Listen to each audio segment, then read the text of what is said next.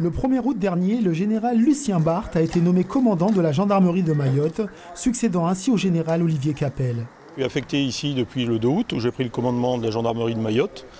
Je suis enthousiaste parce que ma carrière est en partie dédiée à l'outre-mer.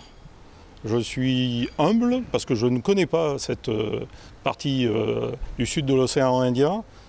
Et je suis vraiment déterminé parce que je sais que travailler ici, servir ici pour un gendarme, c'est un enjeu professionnel. Avec un CV bien fourni, bienvenue, je vous en prie. Une expérience de 31 ans de carrière au service de la gendarmerie, une opération extérieure en Bosnie-Herzégovine à Sarajevo en 1997, cet ancien commandant second de gendarmerie en Corse de 2020 à 2023 ou encore à la Martinique de 2016 à 2020 connaît très bien l'outre-mer. À Mayotte, il vient avec une feuille de route précise. J'ai une feuille de route, bien évidemment, qui m'est donnée par le préfet de Mayotte et le commandement de la gendarmerie d'outre-mer, le général Lavergne, qui repose en fait sur la lutte contre l'immigration irrégulière et clandestine.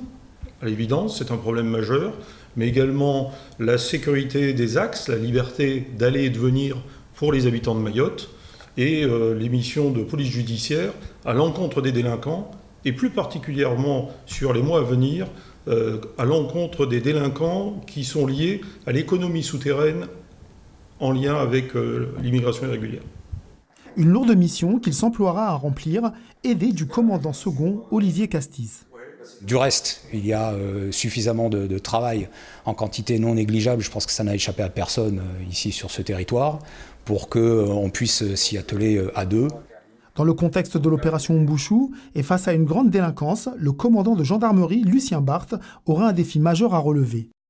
J'entends dire qu'elle s'est arrêtée, que les renforts sont partis. En Umbushu, c'est plus que des modes d'action, c'est un état d'esprit. Et clairement, on s'inscrit dans cet état d'esprit qui est offensif, dynamique, et qui consiste à déstabiliser les adversaires dans leur zone de confort. Nous avons des jeunes, donc beaucoup de mineurs, et à qui nous devons retracer le droit chemin. Mais nous ne pouvons pas le faire tout seuls, nous avons besoin de la population pour ça, et des autres services de l'État, des associations également. Le général Lucien Barthe se verra remettre officiellement le commandement de la gendarmerie de Mayotte par le commandant de l'outre-mer entre le 19 et le 24 octobre prochain.